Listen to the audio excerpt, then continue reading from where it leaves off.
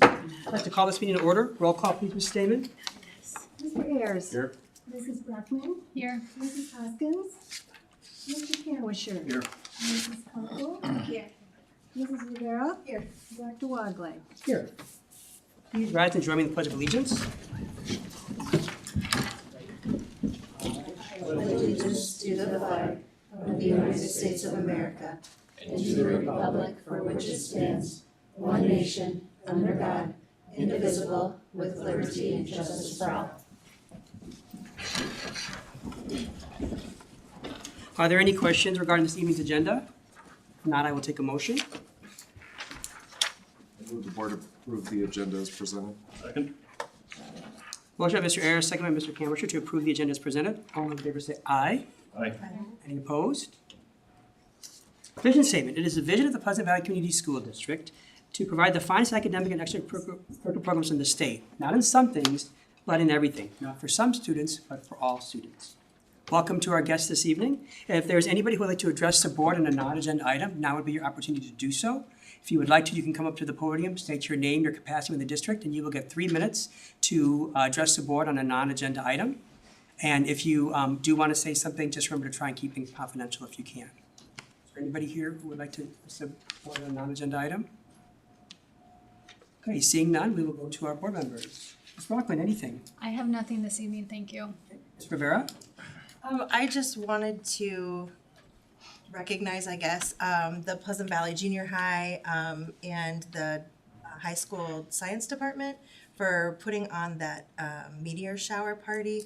My family and I went out to that Saturday night. A lot of people seemed to be there. You couldn't see anyone per se, but people were talking to each other. And they had some really cool telescopes and were showing all kinds of different constellations and planets. And it was a really family-friendly, neat educational event. Thank you. I have a few things. It was a busy Friday for the district, a lot going on. And although Molly and I did not dominate at pickleball, we had a very great time.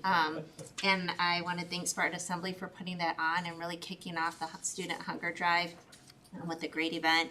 It's a nice event that pulls the whole community together. We have all levels within our district participate, and so it was a great start to that. And then I went over to the band, and they did a great job doing their performance. It sounded wonderful, and it really helps get excited for the upcoming marching band season, so that was great. And then the last thing was the turf looked fantastic, so it was nice to see that all come together, and so early in August too. That was fantastic. So It was done on time. Yes, Yes. we'll finish the painting here, probably hopefully by the end of the week. Thank you. Mr. Canwisher? The district welcome to the new teachers was a fun event. Thanks very much, Heather, for the invitation. It's appreciated, and it was great to sit with some of the recent college graduates. I told my wife I must be getting older because I can't tell the difference between an 18-year-old and a 22-year-old anymore. But it was a good time. They were very fun to sit with. Cheers. I just want to echo Director Kunkel in regards to the Friday night's band performance. It was great. It was really good to hear the songs that we hadn't heard since last fall. So, thank you. Thank you. Mr. Greensmith? I have nothing. Mr. Hyatt? Nothing. Ms. Kenyon? You know, I just wanted to personally thank you, Dr. Wagley, he came on the final day to talk to our new teachers. And that was just awesome that you came out of your busy schedule and were able to, hopefully not leave any patients behind in the surgery rooms. But be able to talk to our new teachers and share kind of a motivating message and that heartfelt story. And then just to the other board members, sincerely, one of the questions new teachers have asked is, what are some great things about Pleasant Valley? And I just told Mr. Hyatt and Mr. Struess this, that you guys are one of the best boards I've ever worked with in my experience or I've ever seen, and just so supportive of kids and our staff and parents and families. So it was awesome to see that. So thank you. I think I butchered your last name too. I've been working on it because I want to say Wagley, but it's Wagley, I think that's correct. right? That's Okay, right. so working on it. Thank you very much. And I was also at the new teacher thing, and the area between Bettendorf, Morningstar, Scott Community, and us, there were about 89 new teachers, right? And Dr. Ladrina Wilson gave the keynotes speech, and she gave a very nice motivating message as well. So it was a really good morning for the new teacher breakfast, and a nice inspiring message from her as well. So it was excellent. It was always a nice thing to attend. Ms. Breskern. Yes, I have a couple things. So summer sports have officially wrapped up, as we know. I wanted to congratulate the girls softball team. They were regional champions, as well as our 5A state runner-ups. And then, of course, the boys baseball team as well, who are our MAC champions. So then, and it sounds like fall sports are officially kicking off tomorrow with boys golf. Awesome. Great, thank you. Ms. Damon. I have a couple of things. Thank you. First of all, there's an updated personnel agenda in your folder. But I want to talk about school supplies and backpacks. We have a parent in the district, Mary Feehan, who she and her friends started by doing a few backpacks, then they did a few more. Now they do like 700 and distribute them all over the Quad Cities to various districts. Maybe the way if they don't will clock. Boys and girls clubs. It's incredible. What started in her basement as a little project is massive. So I want to thank Marie once again. And you might have heard of Genesis Health Systems Pack the Bus. That's their employees as well as community members literally pack a bus with school supplies, and then they have some people who in my mind must be remarkable because they go through all that stuff and all the markers, all the scissors, la-di-da. And then they go through and they divide it up between districts. And our van driver goes and picks it all up, and then I divide it up between buildings, and then our van driver delivers it to the buildings. So it's great how generous people are, and our kids will benefit. So I thank both of those groups. Thank you. Thank you very much. Maybe one of these times, maybe we can invite Ms. Feehan to one of our board meetings, and we can actually personally thank her, because she's doing this the entire time I've been on the board, and it's grown so much that I think that she needs a personal thank you from the board. If you can invite her to one of our board meetings, I think that would be wonderful, so we can personally thank her. Do that. Great. Mr. Struess. I have two this evening. First of all, speaking about softball, Jose Lara will be, who's a PE teacher for us at Riverdale Heights, unfortunately will be leaving us here in December. His wife is taking a new job out of state, and he will be following her. So after 6 years of teaching PE with us in the district, he's also been coaching with us for 9 years, 3 years as assistant before becoming the head coach. But during his time with us, he's been a part of 2 state championships, a 2nd place, a 4th place, and 2 qualifying years. 1 year we did not qualify. So big shoes to fill there. Very excited for him in the future, but we will have our PE opening in December. We'll either long-term sub it, or we will find some, if we can find a graduate, potentially hire on then for the long-term after that point. So the second one, we have a very special guest in our presence here this evening, and that is Maury Betzel. And we brought him in tonight for 2 reasons. First of all, Maury has been teaching in Pleasant Valley for 39 years, 41 years in education, and he will be retiring at the close of this year. Not only has he been a teacher for us in PE at Pleasant View, but you could find him as a coach across our district at the junior high for many, many years. He is also an officiant. He's done basketball games for us, junior high football. He's now graduated on to the varsity this more year for officiating, but always appreciate what he has done. And a special thank you to him, and I guess Jill Scott as well, but we are very active with the Heart Association in the Quad Cities. And I'll let him explain it, but just a little bit of a background. This past year, our elementary schools raised over $50,000 for the Heart Association and the things that they do.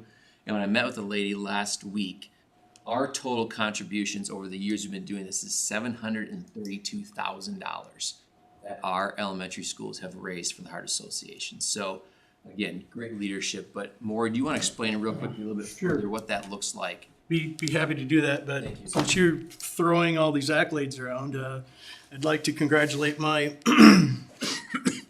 my son graduated from Pleasant Valley in 2018, Joey. was in Louisiana on an ROTC expedition in a leadership role, by the way, which came directly from his leadership here in Pleasant Valley and the teachers and the people that he's had leading him. And on the way back in 115-degree heat, he blew up the engine on my car. Smoked out half the state of Texas, as I understand.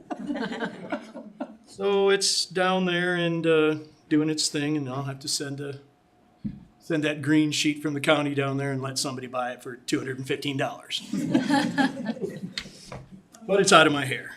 No more insurance. Anyway, want to thank you for supporting the American Heart Association through the teachers. Our Pleasant Valley teachers, we had quite a few of them actually, and some of them that have retired already.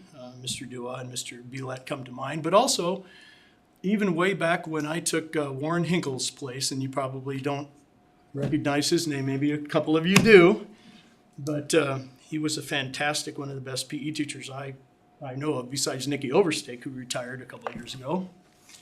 And yes, $50,000. Bridgeview had $10,176 donated last year. Cody was $5,350. Forest Grove was $7,104. Hopewell was $8,535. Riverdale Heights was $8,300.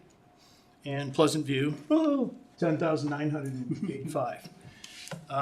I think in the past our highest total at Pleasant View was somewhere around 17,000. That's been a few years, but we've always known the number 1 and 4 killers of Americans today is heart disease and stroke. Heart disease being the first one and stroke being number 4. It used to be number 3. That's my speech. But it's coming down very, very slowly. It's improving.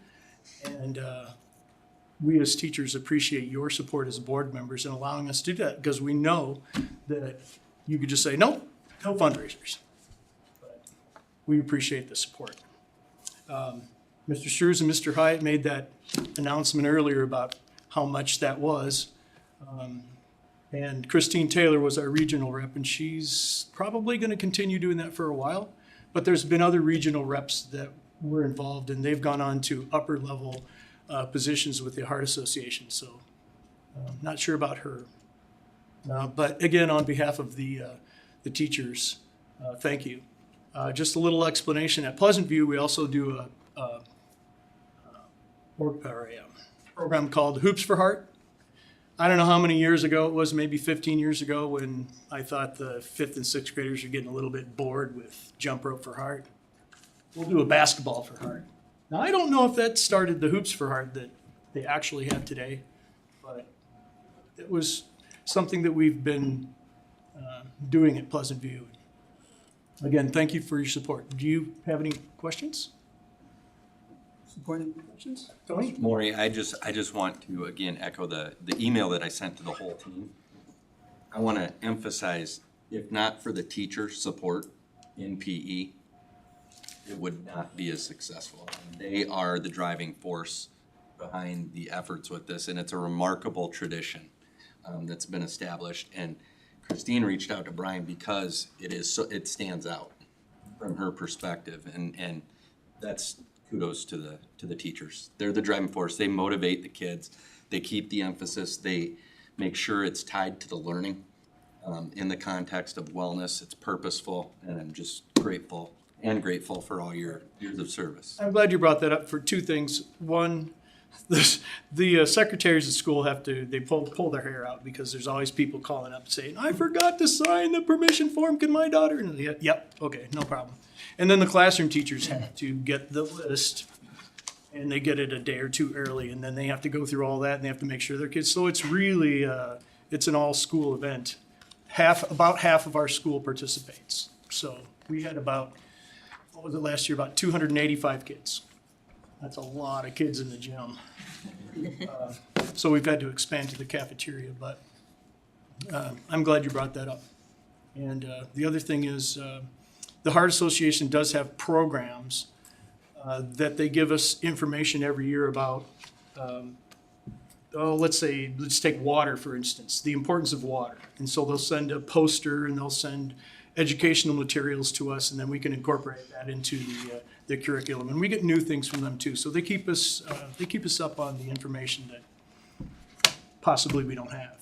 So it's a good very, very good program, and thanks for your support. Just remember to tell Joey to keep his heart rate up, but his speed down. Good point, thank you. Lauren, before I leave, just real quick, again, just a thank you. You know, one of the things we always say when we hire new teachers, we just welcomed 43 new teachers in this last week. We say when we hire you, we want to hopefully you retire from the Pleasant Valley family. And after 41 years of education, 39 of them here, we could not be more proud of you joining our team. I appreciate that. Thank you. Staying a part of our team and making the impact you've had. So thank you, Maury. Well, I'll also tell you and board members, I'll reiterate what I said to you and Stephen Cotton. One of the reasons why our school district is probably one of the best in the state and in the country, in our nation, is because of hiring. You hire the right people. It's leadership. So keep producing those good leaders. My son, now a PE teacher for the district, started with Mr. Betzel. Mr. Betzel was his first role model in that area, and I am totally not joking. Mr. Betzel are great friends as Both of them. Joey. Yes, and Joey are best friends, but yeah, thank you. My children had Mr. Betzel as well, and they had all kinds of good stories and always enjoyed your class. So Awesome. thank you so much. Let's hope they continue to enjoy PE. Enjoy each day this year. Every day is the last day, so. The sixth graders, when they fill out that form, they always say, what was your favorite part? Science camp. Science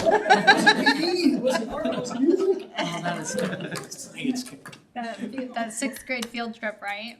Right. It's that science field trip. Well, you're always a fun topic at our house because we were lucky to have Adam have you for a gym teacher, and then Abby and Logan have you for a gym teacher as well. And so Adam liked to compare stories about gym class when he was there. Oh, yeah. When they were there. So I know you have a special place in a lot of people's hearts from your time here, and it's going to be Adam's 25-year high school reunion over Labor Day. So Holy if you're cow. not busy on Saturday night, head over to Tanglewood and see some of your former students. Or join the tour that morning. Yeah.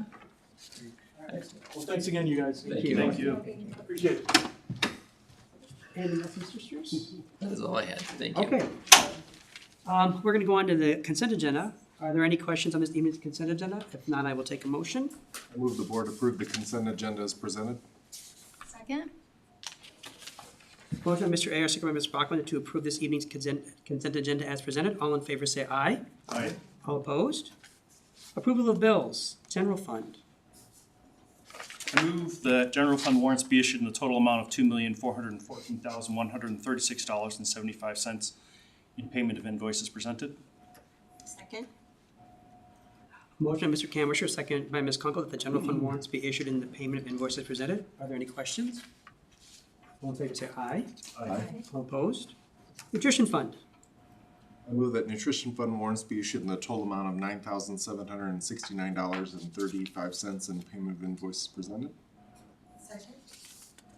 Motion by Mr. Ayers, second by Ms. Rivera, that the nutrition fund warrants be issued in the payment of invoices presented. Are there any questions? All in favor say aye. Aye. All opposed? Elementary junior high activity fund.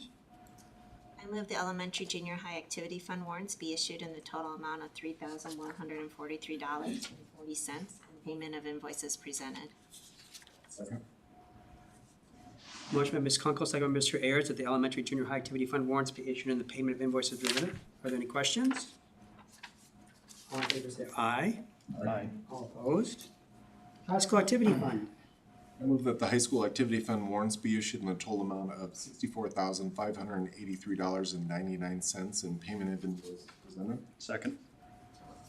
Motion by Mr. Ayers, second by Mr. Camerich, that the high school activity fund warrants be issued in the payment of invoices presented. Are there any questions? All in favor say aye. Aye. All opposed? Management fund.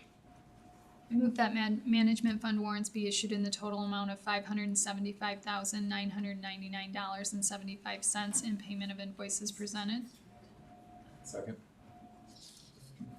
Motion by Ms. Brockman, second by Mr. Ayers, that the management fund warrants be issued and the payment of invoices presented. Are there any questions? All in favor say aye. Aye. Opposed? Capital Projects Fund. I move that capital project fund warrants be issued in the total amount of $802,809.25 and payment of invoices presented. Second.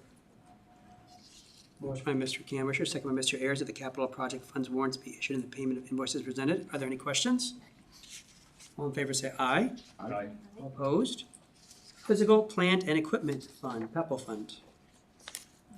I move the PEPAL fund or the physical plant and equipment fund warrants be issued in the total amount of $152,688.49 and payment of invoices presented. Second? Motion by Ms. Kunkel, second by Ms. Brockman, that the PEPAL Fund warrants be issued and the payment of invoices presented. Are there any questions? All in favor say aye. Aye. All opposed?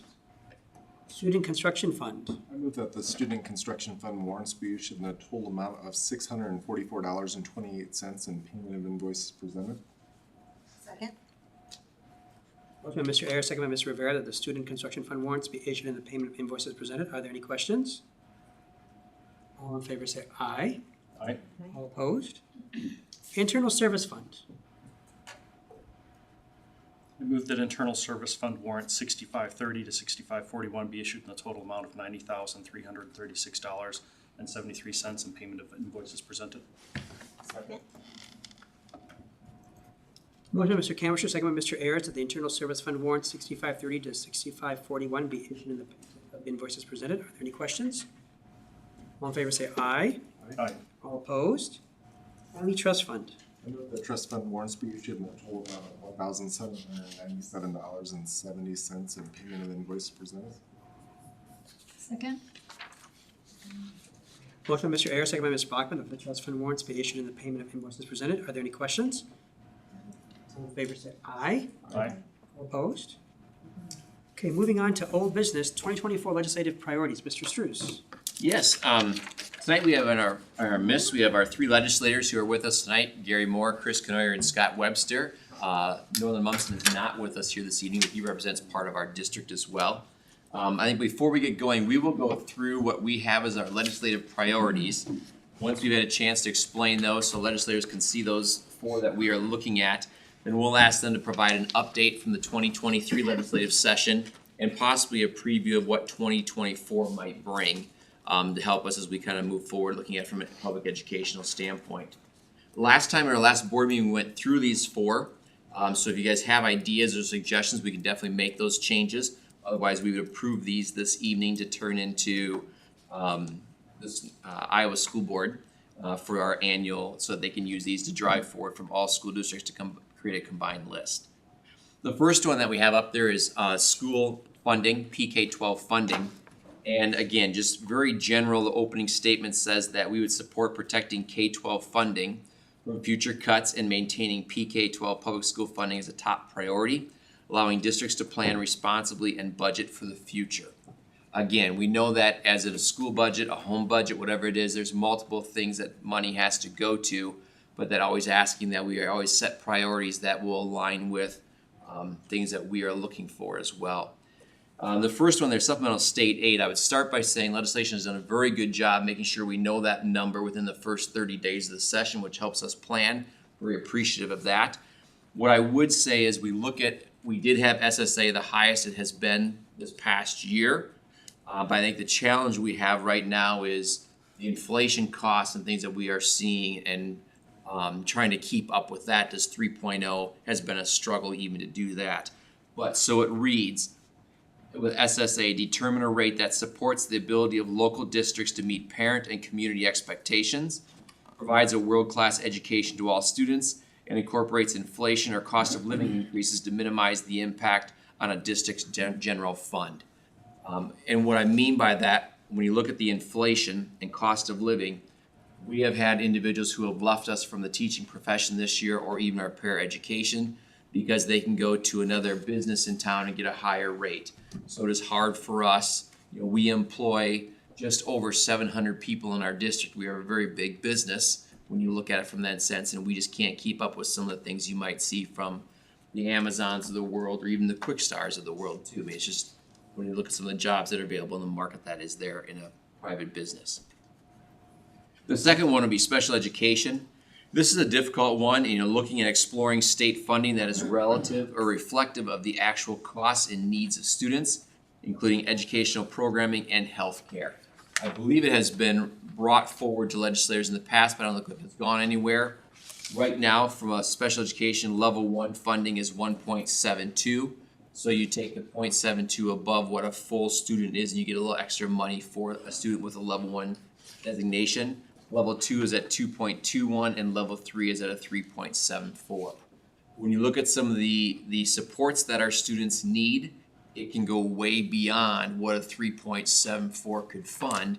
And as long as the IEP states that that is what is necessary, the team deems that a necessary, sometimes that cost does not cover that. Or if they're not in our school but at another facility, again, just looks different in what we can afford at sometimes. So just, is there ever a way to adjust those funding mechanisms? One that Senator Knoyer has always been pushing for, we thought it was going to come through last year and hope to continue to push for, is the dropout at risk formula, allowing us to go up to the allotted 5%, where we are currently at 2.6%. We would just like the flexibility of increasing it, whatever it might be, never even maybe needing the full 5%, but if we need 4%, can we go to 4%? May get this, you can talk about that later, but it might go to the step of 0.5% each year, which would also be a benefit because that helps us with our programming and some of the things that we do. So those are 3 examples specifically to PK school funding that we would be looking at. Sorry to interrupt. Yes. For the special education, for the level 3, remember they changed their criteria for the different levels, didn't they? Whereas it was becoming harder to classify somebody as level 3, didn't that happen? The evaluation standpoint of what that looks like. Remember, Tony, I know there were some changes. I remember sometime in the last 4 or 5 years, they changed what was entered as a level 3 versus level 2. Yeah, it really comes down to the individual child and what the team determines their specially designed instruction looks like. Okay. And their support. And our newest, the Iowa last summer went to the new system that achieved that all IEPs are entered. So technically now, teachers or staff don't necessarily see a hard copy of a formula per se, but it's all based around the needs of the student. And as they go through and develop the service delivery and say what they're gonna do, then the system automatically calculates whether a student is level 1, 2, or 3. So that's how it's done, but I don't know if something happened prior to my time in Iowa before that. Sorry. No, you're good. The second one, educational opportunities. Again, this is one that we will definitely want to visit about and kind of what has transpired this past year and maybe what the future will hold, and to keep public school funding thought about in the future. But it says that the district supports various educational opportunities outside of public school, but not at the loss of public school funding at the state or local level, or having different expectations for accountability and transparency. We can talk about that later. We know what has transpired this past year with the educational savings accounts and some of those different voucher type opportunities. But what does the future hold, and how do we promote public education? Will be a conversation we'll have later. The next one, when Maury was here, is the one I brought up: educational staff shortage and quality of instruction. Again, we support maximum flexibility to hire and retain staff that will provide high quality instruction and support, including strategies that will broaden the reach of attracting new teachers to Iowa. A couple key things there. Like I said before, we have definitely had a few educators who have left the profession this year after only a few years in the job, which is scary. We have also seen a shortage in some areas, and this is the first year as of right now that I could ever remember. We have 3 open positions going into the school year that will not be filled. Now, we have plans to cover those, so we are okay, but we have definitely seen a shortage. And how do we grow our own? And that'll be part of our opening message on Thursday. But that alone does not cover this. What do we do to make sure people want to be teachers, and we can find high quality people, not only in our state, but attracting people from outside of our state to want to come to Iowa and be an educator here. our pool is just shrinking and we have to figure out how we're going to do this. And I think when you look at the age of our teachers, we could be hitting even in a few more years where we have more people retiring than more people coming in, which is a scary feeling. That we have to make sure we can cover that gap. Number 4, mental health. This is one that has been long-standing as well. That, we support funding and incentives to maintain or increase comprehensive school-based mental health programs that include in-school access for all students, along with comprehensive mental health systems which offer preventive and treatment services outside of school as well. Again, we have been very fortunate to continue to find school-based therapists. We'll be hiring another one here probably next week. And that's where some of this funding at times can help support that. Just whatever we can do at the state level. I don't see mental health changing. I think it continues to grow as awareness grows, but also the needs grow too. So however we can help support kids and staff to be the most effective level possible on a daily basis, whether it's teaching or kids in the classroom feeling comfortable and supportive and connected there. So those are our 4 priorities that we would look at offering to Iowa School Board Association this coming week. So, any questions any of you have on those 4? Questions? So maybe at this time then I will turn it over to the 3 of you, whoever would like to go first. Again, kind of recap what 2023 looked like. And then what 2024 might look like coming forward. And I'm sure the board members will have some questions of the 3 of you as well. Go ahead, Gary. He's the senior legislator here. I'm the old man. Good evening, everyone. Thanks for inviting us tonight. Let me give you a quick review of the last legislative session. There were 9 bills that I could see that affected, at least 9, K through 12 education. And as I look through them and remember the debates on them, they really fall into 4 categories. One's money, 2 is flexibility, and 3 is protection for teachers, and the 4th is age-appropriate textbooks, books in the libraries. And very quickly, on the money, the 3% SSA was increased. We have an $8.5 billion budget in Iowa. K through 12 funding in the public schools is roughly $3.8 billion of that. So it's roughly 45% of our budget. Region institutions, 7%, community colleges, 2.5%. So you can see education, public education is the biggest single part of our state budget, has always been, will continue to be. The other thing regarding money, let me see here.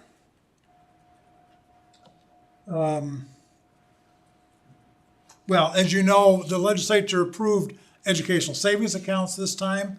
You've probably read in the papers. We expected there to be roughly 13,000 students apply and be approved for that. It's more like 19,000 students. As it's an entitlement program, we will make up the additional 5,600 students to fund them in the educational savings accounts. In the area of flexibility, another area I mentioned, and I'll be interested to hear over time, Brian, your thoughts on this. We wanted to give you guys more flexibility in how you spend money. There's been a lot of categorical funding in the legislature where we appropriate money that you can only spend in certain categories. And over time, some of those funds have accumulated and built up where you don't spend that money. We want to give you the authority to determine where that money should be spent. What I'd like to know sometime in the next year, you won't know it now, is where do you find most of those dollars should be going? Where do you decide where to put them? That will just tell me your priority, and I would like to know that. I think there was $261 million in that categorical funding. The other flexibility piece of legislation we passed was for out-of-state teacher licenses. The issue that Brian talked about getting new teachers. Let me talk a little bit about that. Some of the things we did to help you get new teachers. there's a lot of talk in the legislature that next year we want to do something to increase teacher salaries. So I can't guarantee you, but I'm hearing a lot of discussion about that. I think that's probably something we're going to take a look at next session, specifically increasing salaries for public school teachers. The other thing we passed to protect teachers was the teacher empowerment bill. We've had a lot of concern in the legislature of school districts, and Pleasant Valley is not one of them, that do not support their teachers when there's violence in the schools, in the classroom. And there's a lot of interest in the legislature to give teachers more protections. And so while we passed the teacher empowerment bill this year, I think you'll see more of that, ways to help protect teachers in the classroom. Oh, the other one I didn't mention about new teachers. Hopefully we can get the salaries increased, but another thing that we passed this year is a workforce high demand grant program. If your students or children or grandchildren or whatever decide to go to one of the 3 public region institutions in Iowa and study in an area that's a high demand job in Iowa, it requires a 4-year degree, and teaching is one of them. All the STEM areas is one of them. Engineering is one. Nursing is one. A lot of the healthcare professions. When they're a junior in college, they will get, if they stick with it, let's say someone's going in to be a nurse. Each semester, their junior year, they will receive a $2,000 stipend, so $4,000 for their junior year, and another $4,000 in their senior year, $2,000 each semester there as well. And then if they graduate with that degree and stay in Iowa to get a job, after they've been employed in Iowa in that field, they will get another $2,000 after they graduate and work for a year in that field in Iowa. So in all total, it will be a $10,000 stipend the students will get to stay in Iowa, to go into a high demand job, graduate, work in Iowa, and that will be worth $10,000 to them. We think that's something that will make a difference to many people in their careers. Let me stop with that. I'll let my counterparts, if they have questions, I'd be happy to try to answer them. That's just kind of a review of this past session. And again, I think teacher pay will be an issue next session. I think passing more legislation to protect teachers will be a priority next session. The money is always a priority. As Budget Appropriations Chairman in the House, I spend most of my time in Des Moines on budgetary and financial issues. And I expect to do that again next year. So, thank you. So I've got a question for you. Yeah. So you passed the voucher program this past year. Yeah. And my understanding is a lot of the local areas, private schools, raise their tuition by the bulk of that voucher amount. One might characterize that as a giveaway, therefore, because nothing changed or improved for the individual family. So can you help me understand how that's improving the educational system inside of Iowa? Well, let me be the first to tell you, I did not support that bill, did not vote for that bill. So I can't speak in favor of it, but I've been in this business a long time. I voted the other way against it. I lost, we move on. I think the legislators that I talked to that were supporting it wanted to give parents an equal option from public school to private school, which is why the bill passed. And that's about the only thing I can tell you as to why the priority was to pass that piece of legislation. Thanks. Give those students an equal option. Each student will get $7,635 from the state, whether now they go to a public school or they go to a private school. And so it will be equal. Now, it's going to take 4 years of a phase-in to get to that point, but all students in private schools will be eligible for that $7,635. As a budget guy, I had some real concerns about creating a $350 million annual entitlement. That's what we did. But I lost. So we move on. Appreciate that. Gary, one thing I would share, just you asked the question about the future and kind of knowing with unfunded balances and so forth. give you a good example, the teacher leadership compensation, which is one of the funds that legislation looked at, because many districts were not spending that as it was intended. There's large carryover amounts in their budgets. I can tell you, the goal when they set the program up was set to have 25% of your teachers in a leadership position. Here in Pleasant Valley, we have 33% of our staff in that program. So the money that we have from TLS or TLC, we are spending that almost to the dime on an annual basis. But that is a good example where they said you could use that money for teacher salaries. Yeah. That's not available because we're using it for the reason it was intended instead of stockpiling money. Yeah. So those are sometimes that when you have that creativity, it's not there for us. Yeah. So pros and cons. I would just like probably toward the end of after the first year, just to see how that's, what you're doing differently. To see if that helped you or it really, you're spending it the same way. I don't care. I'm just interested to know how my school districts, Pleasant Valley and Bettendorf, decide to do that categorical funding. And then do you know on the workforce high demand with the $10,000 you're talking about, does that start already this year for kids who are juniors in college? Yeah. And that list of high demand jobs will be updated every 2 years. It will be a partnership between the Board of Regents and the Iowa Workforce Development Department, who knows the high demand jobs. Working together, they'll revise that list every other year, so it's always current. So that's a stipend, you said. So, and it's not like a forgivable loan where if they decide that they change in their last year, or they graduate but then they leave the state, then they just miss out on that $2,000 after they graduate, but they still get the $4,000 or $6,000, whatever it is. I believe so, yes. And yes. they don't have to pay that back. Right. It'll just stop once they stop. Yes. Our hope, of course, is for the $10,000, there'll be an incentive for them to go to one of our 3 regional institutions, into a high demand job, and stay in the state of Iowa. Those are the 3 things we hope to accomplish with it. Now, last year when you had come, I had asked you the same question because we're still having an issue with recruitment of teachers and retaining teachers. And one of the things that you had mentioned possibly in this last session was going to be possibly doing some type of a loan forgiveness type of a thing for teachers if they come to the state of Iowa. Was there any talk about that this last year? And will there be any talk about it this upcoming year because it probably seemed to have gotten worse instead of better? Yes, there was discussion about it, but everyone seemed to get more excited about this workforce grant program. And so all the emphasis went to that, and the money essentially, instead of going to the other program, went to this grant program. So I don't know if it'll come up again this year. I think we'll probably want to see how this workforce stipend program is going to go, how many people take advantage of it.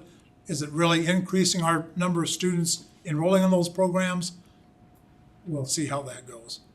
Now, and let me also say, there's 100 members of the House.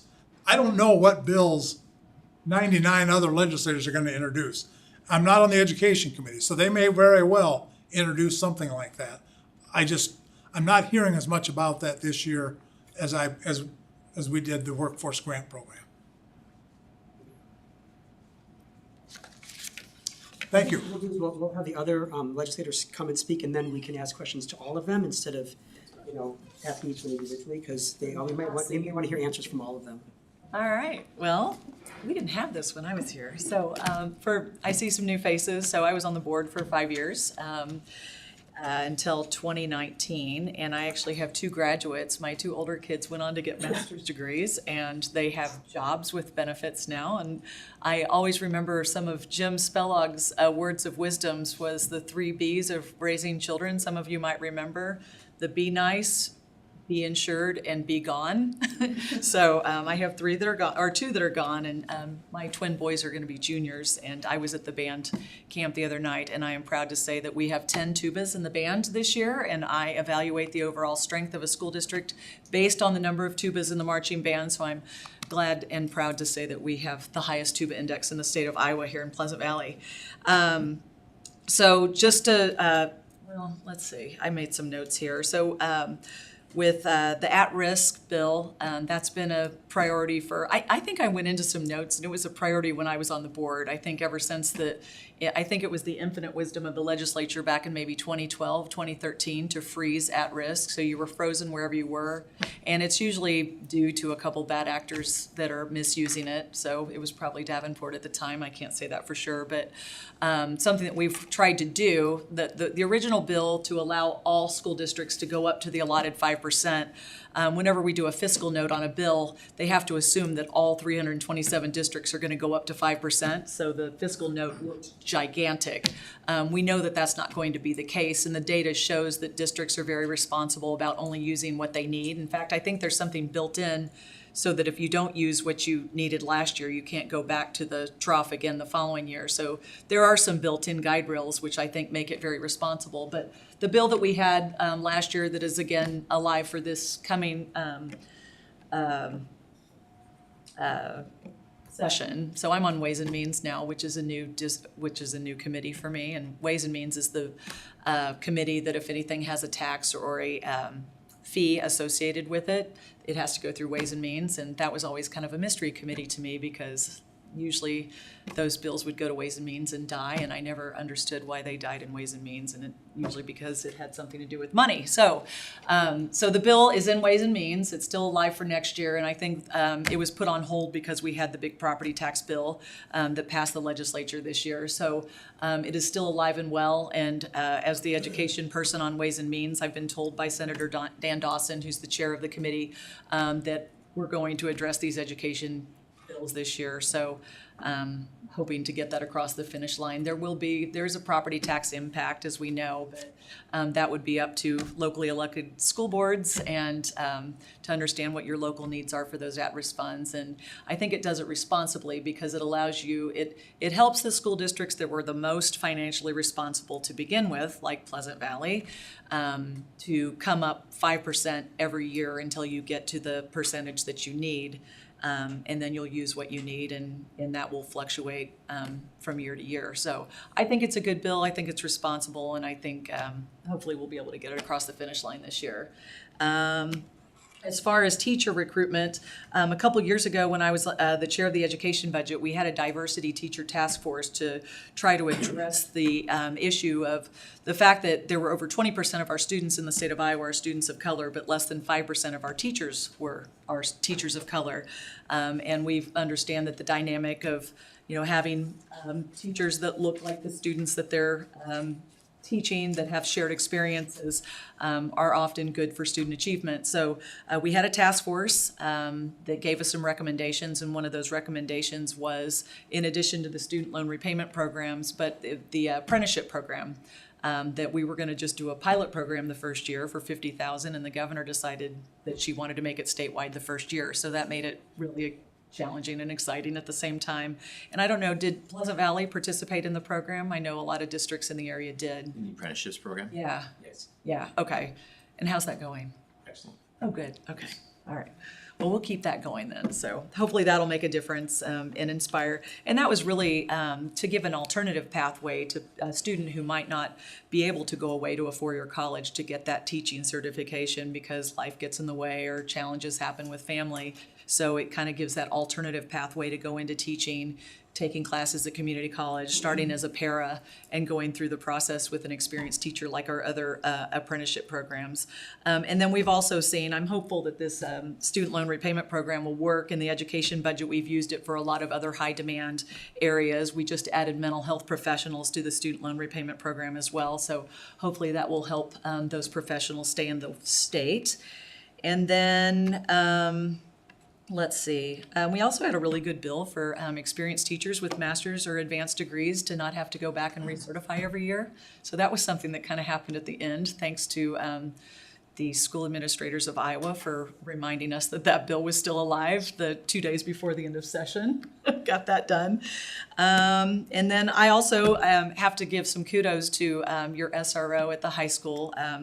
Deputy Fa, who gives me a lot of really good ideas in terms of how to keep kids safe at school. So I appreciate the little tidbits of information that he gives me. I did tour the STEM facility. I know it was under construction when I was on the board, and I met with Mr. Zimmer and got a tour of the STEM updated, and got to see kids at the end of the school year be able to actually be using the facility, which was awesome. And he talked to me about some of the issues that you're working through for concurrent enrollment with Eastern Iowa Community College. Not sure if those have been resolved or Working through them. still working through them. And is it Brian Kelly that's kind of taken over the negotiation, or? Nikki Gillian Okay. is now in charge of concurrent enrollment with the changes in leadership over there, and the lady from Muscatine is. Okay. Okay, I wanted to just follow up if there's any interventions that you need from us on that. We're working with Nikki, and Ann Lawler's gonna have a meeting with all the superintendents in R4 here in the metro.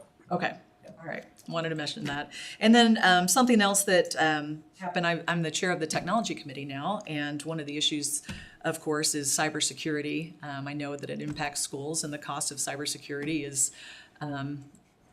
not going down, I guess I could say that. So one of the questions that we had was whether or not SAVE funds could be used for hardware.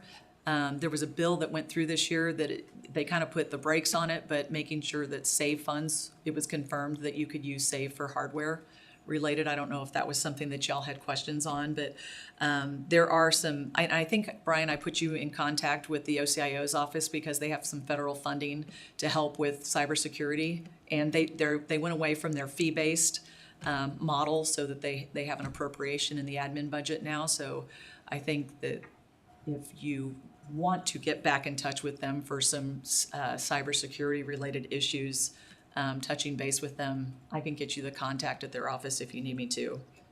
And then there was the bill this year to incorporate robotics into the CTE, making it so that it qualifies as a CTE credit. I can completely justify that, so that's something that I'd like to get across the finish line. And then I can't read my handwriting here, so I'm going to move on to something else. There was also information that I got from Mike about the public notice situation. We had a bill that passed the House, still in the Senate, or it passed the Senate, went to the House, that had to do with public notice requirements. So in a just very brief survey, found out that our local governments are paying probably between $12 and $15 million to put public notices in newspapers, and it's very problematic to be dependent on the publishing schedule of a newspaper when you're trying to be agile and get public notices, budget meetings, and other notices to the public. And then, of course, the public is saying that they don't know about these meetings because they're hidden in a very tiny font in the back of a newspaper. So the bill that we had this year was, there was a lot of pushback on taking them out of newspapers because there are still people that read the newspapers as much as the registration is going down, making it so that your public notice requirement is fulfilled once you put it online. And that wouldn't help with the cost part of it. We're kind of working through that, but it would certainly help with your ability to be agile, especially if there's a mistake on the part of the newspaper. You wouldn't have to start the process over to put it back in the newspaper. And another thing that we're doing, and IASB gave us 3 public notices that they deemed redundant or outdated that are no longer needed. So I put out a survey to all of our local governments. If you know of a public notice that you feel is no longer needed, it's redundant, it's outdated, it's overly burdensome in some way, to let us know. And we got a whole spreadsheet full of ideas on public notices that we could just take out of the code books. So looking forward to working through that process. A perfect example is just a notification if you want to refinance a bond.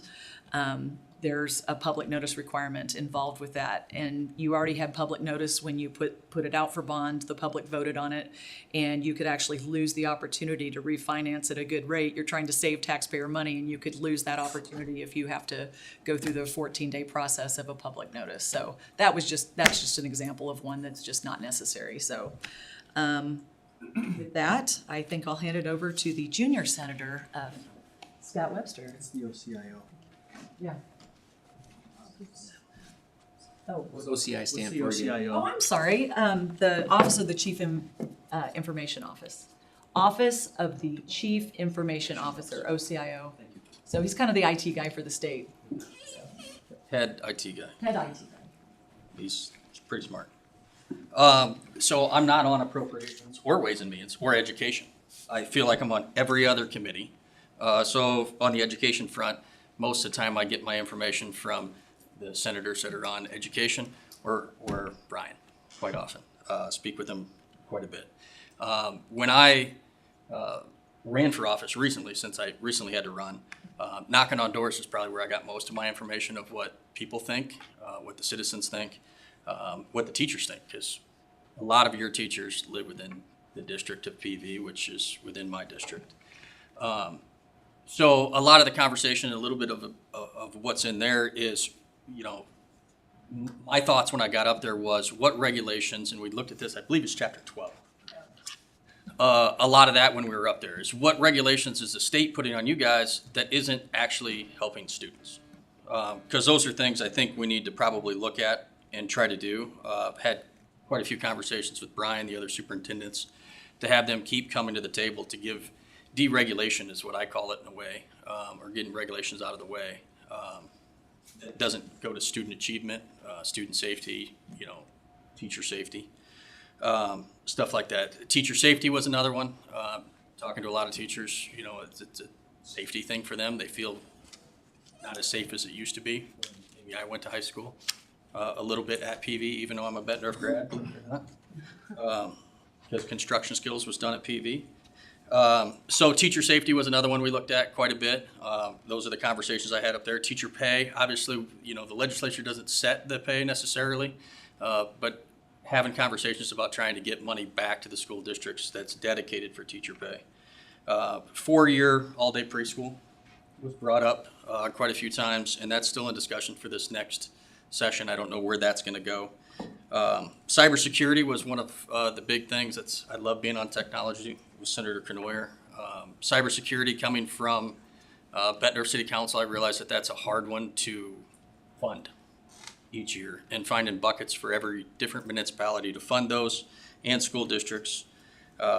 Private property, or the property tax bill, I think was a big thing for the community in general. Get more people hopefully to be able to move into the district because they're not getting hit quite so bad. And the public notice bill, I think, is a big one for you guys too. I think that's pretty expensive. I would be interested to know exactly how much PV spends on those public notices and different ideas. If Brian could get that for us, that would be good going forward, because this session, hopefully we hit that one pretty hard. Beyond that, I don't have a lot. Obviously, I'm not on education or appropriations, so most of that stuff is already done by my colleagues when it comes to me. So I ask a lot of questions, mostly Brian's questions, because he gives them to me.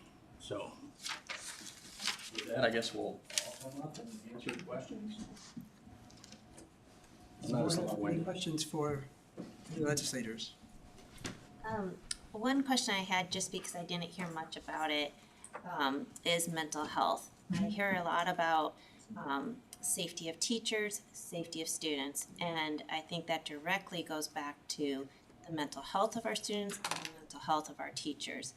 If we have students that are unwell and coming to school and our teachers are having to deal with that without necessarily the training to manage that, that is stressful, and that is going to affect their ability to teach, and it's going to affect the other students in the classroom, and it's going to affect the safety of all the students within that school. And as a school district, we're very limited on what we can do. I'm saying this, I guess I don't 100% know what the extent of the limitations are, but I do feel like there are limitations in our ability to service those students with a lack of resources, a lack of professionals that can provide those services.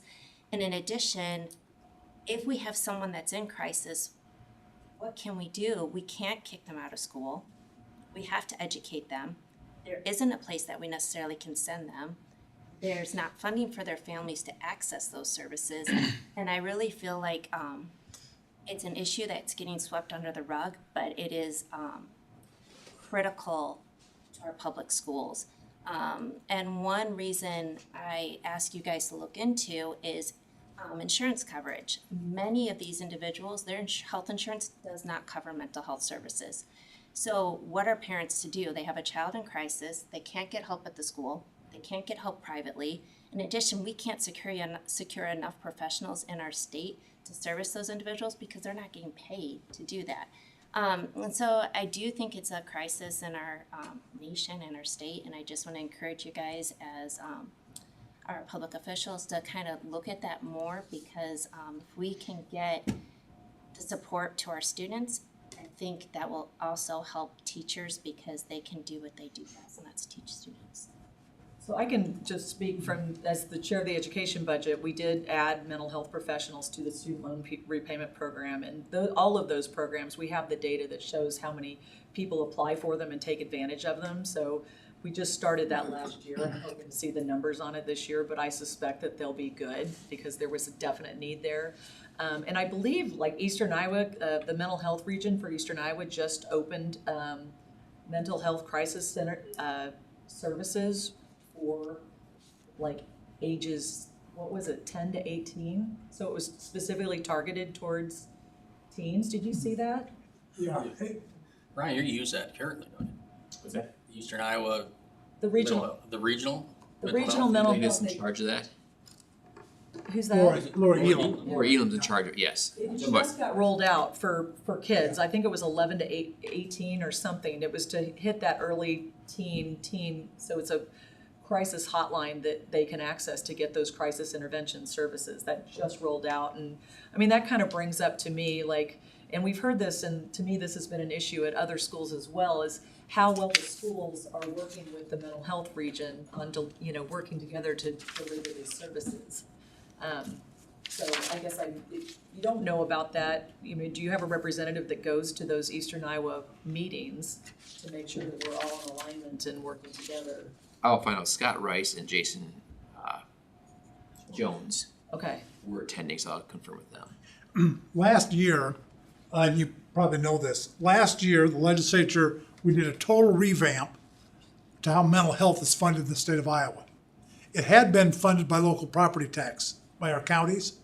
We thought that was wrong because it ought not be a local property tax. For some counties are wealthy, others aren't. So we totally redid the state in how we're funding mental health, and we're doing it now from a state level. And the regional center, the committee, Laura Elam's committee, is in charge of all of that. Part of the reason we didn't address individual issues like mental health for children this year is because we got to make sure what we did last year works. I've committed that I'm going to sponsor an AEA bill next session, that I think you'll see something in there about mental health for children in school districts. But when you make a drastic change like we did last year of how we fund mental health in this state, the thing we have to be careful about is if we change everything all at once, I guess our feeling is we made a drastic change in the funding. Let's give it a year. Let's see how that works. Where are the shortfalls? Where do we have to fill in additional dollars? Do we do it by funding all the local schools? Do we do it by funding the AEAs? That's the piece we're into right now. You're absolutely right. More resources need to go into mental health, but that's why it all wasn't done in one fell swoop. Because from experience, when you change governmental programs all at one time, there's going to be problems, and we're going to have to go back and change them again. So we're watching that, make sure what we've done thus far is helpful, is correct. There's also in the education budget, there's a line item for professional development for mental health to help teachers get the skills that they need to handle that in a classroom. It's not enough, but it's a start. And I substitute teach, so I know how hard it is if you have a child that's experiencing crisis or some mental health needs. I mean, it just takes one student in the class to really disrupt and make it very difficult to teach all the other ones too, so it's important. I have a follow-up. I'm sitting here thinking about something I didn't say earlier to your question, sir. On the educational savings accounts. As MSJ, I opposed it. There were two reasons I opposed that bill. One was the $350 million new entitlement. But the other reason I opposed it is this. I'm a big supporter of private education. And if I'm as a parent and paying the bill, if I want to do that, I want to have some input in what that school curriculum is going to be. Well, here's my concern. We have 500,000 kids in public schools in Iowa. We have 50,000 kids in private schools in Iowa. So there's a total of 550,000. So what we've done, in the past, we had 500,000 that were using tax money to educate. We had 50,000 that the private sector was paying for, parents, grandparents, churches, grants, whatever. Now, we're changing half that equation. Now every kid, whether you're in that 500,000 in the public schools or the 50,000 in the private schools, you're going to get $7,635 a student. So we've made the funding now the same for everybody. I've been in this business long enough to know there's going to come a time, 2 years, 5 years, 7 years, I don't know when, I just know it's going to happen, where some legislature is going to say, hey, we're spending the same thing to educate these kids, the same amount per student, as we're spending on these kids. Don't you think the curriculum ought to be the same? Don't you think we maybe shouldn't be allowing prayer in school? We shouldn't have religious courses in school? My point in that, I'm not making an evaluation whether those things are good or bad. But once we've mixed the funding so that everybody's now funded the same, how do we justify keeping one set of schools with different requirements than the others? So go down the road 10 years, if that happens. What have we gained? We've increased the cost to taxpayers $350 million a year, but we will also have lost the uniqueness of private education. Is that what we want as a society? Is that what the parents who send their kids to private schools want? I don't think so. The reason I mentioned this to you is my concern in voting no wasn't just one issue. There were several issues. And as I look down the road, and you can disagree with me, but I've been around a long time to watch how this stuff happens. I think we might be in a situation 10 years from now where we've certainly increased the cost to taxpayers, and we ended up with nothing more than something less than what we have now. Because we don't have a unique, separate, distinct private education system. So I'm not trying to convince you. I just wanted you to know I had more than one reason why I was opposed to Appreciate that. Actually, I was going to follow up with Kristen. She did vote for this bill. I was asking the question because, as I said, in effect, almost nobody got an advantage from this thing because the tuition rates all went up. So in other words, you just gave money to the private institutions for the kids who were already going there, and maybe some of the parents moved over, but probably not a great number, and if they did, it still came out of their own pocket. So you really haven't improved choice at all, or very little. So that part of it I have a challenging time understanding, but it's a zero-sum game. So that money is going to hit our budget. At some point, that's going to hit our budget. I got a counterpoint to that. And then, since before you answer, I'll just dovetail the questions so we can get on this, we can address it all. And Senator Kernor, I'd like you to answer the question along with you, Senator Webster, because you guys both voted for the voucher bill. So I guess the question is, how did you rationalize your vote for saying yes when we're taking public funds and putting them into private institutions when the playing fields are very different? Private institutions can deny kids, they can deny special needs kids, but public schools have to take them. There's requirements public institutions we're required to do because we're taking public funds, yet the private institutions don't. So how do you rationalize both of those things? And then the second thing is, do you think that, what do you see happening in the future with regards to the educational savings accounts, and how will public institutions like ours be assured that we're still going to maintain the same, but actually more funding, as you've noted already, as we've talked about, we need more funding than we do now, given the fact that so much of this money is going to the education savings account? Well, So those are the it's questions. separate money. We didn't take away from public to give to private, first of all. It's not a voucher. It's an educational savings account. So, I mean, we can't use the Okay, well, terminology of the the education teacher. savings account, but how do you think that it's I just fair for wanna public use- money to go towards Make sure we're private using the institutions? right terminology. Okay, It's an educational savings account. The money goes into an account, and then the parents can access that to pay for tuition. So for example, like K-8 is generally lower at a public school or a private school, so parents can bank that money, that $7,600 that goes into it every year, because it's lower in elementary and then it's more in high school, so that'll balance out. But I didn't feel like it was fair for a student that couldn't if their needs weren't being met in the public school setting, and they couldn't afford private school, I didn't think that that was fair to those kids whose families couldn't provide that opportunity for them.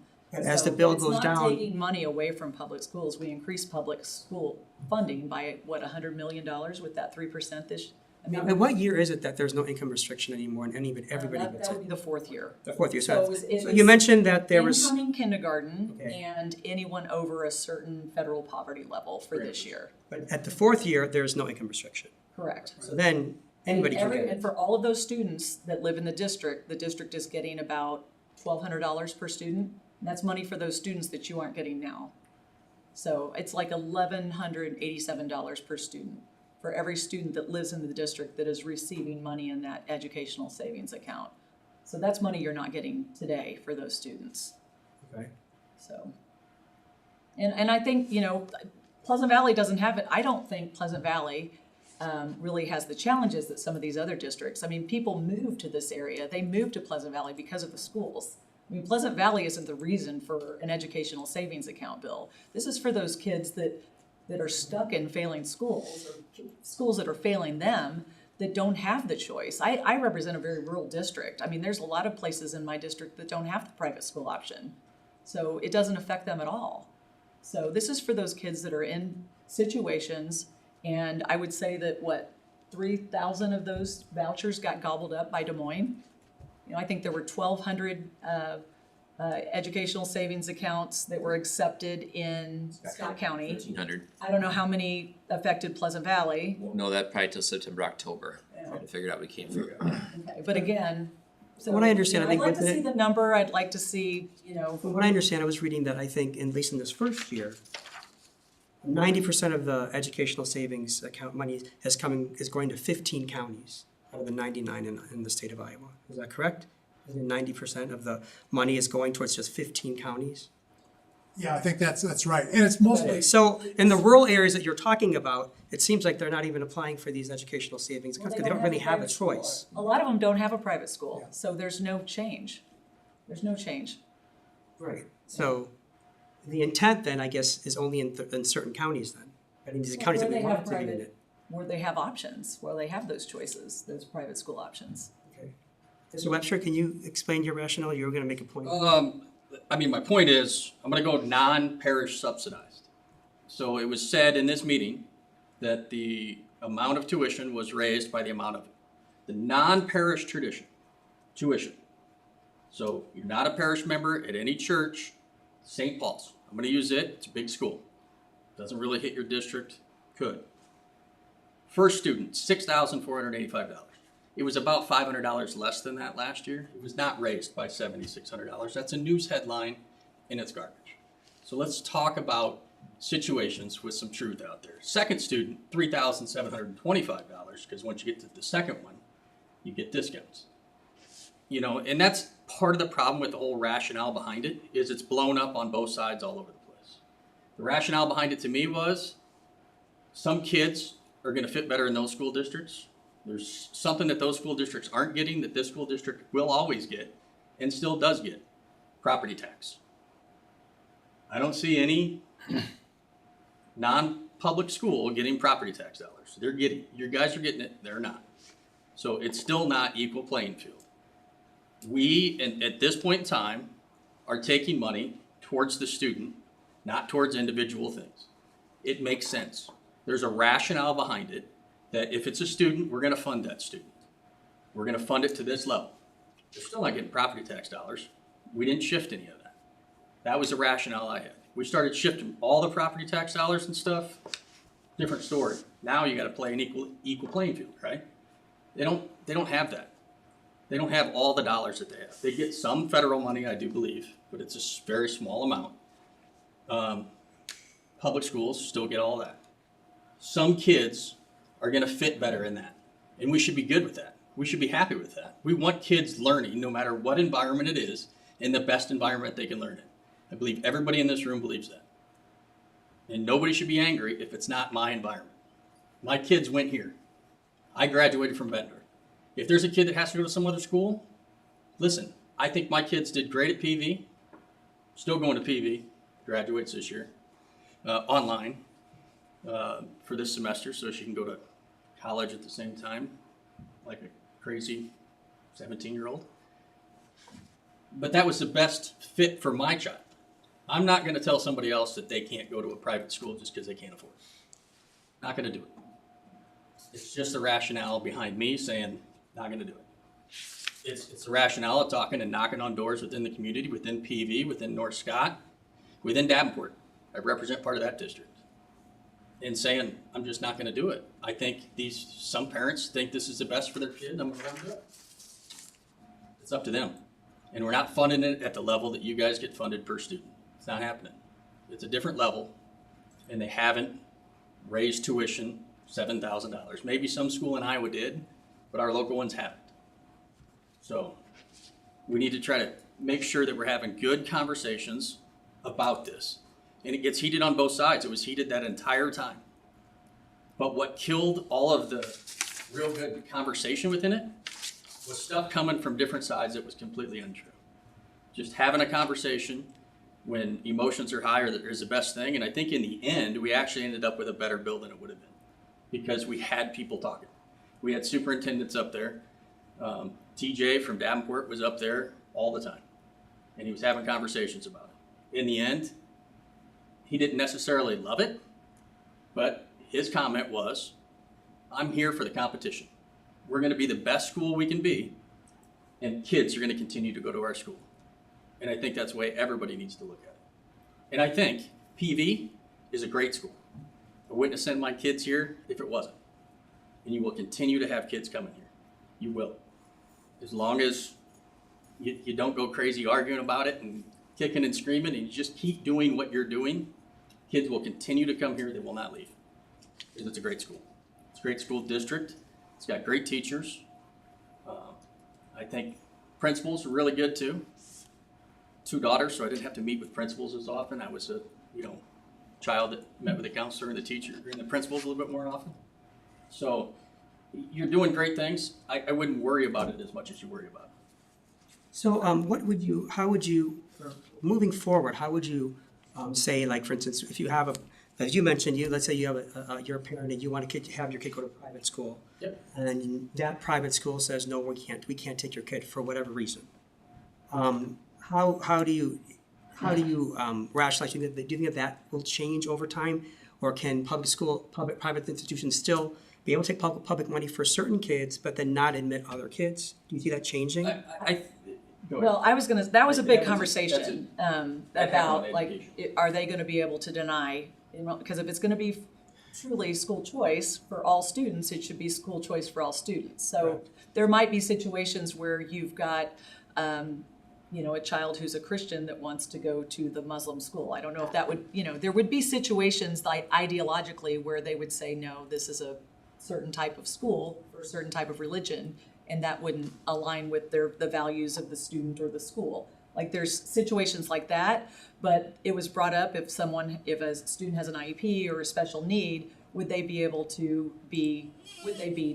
declined? And part of that might be, can the private school accommodate the needs of that special needs child? That's part of the equation, and they would get services through the ADA. I mean, that would still have to be aligned. Or through us.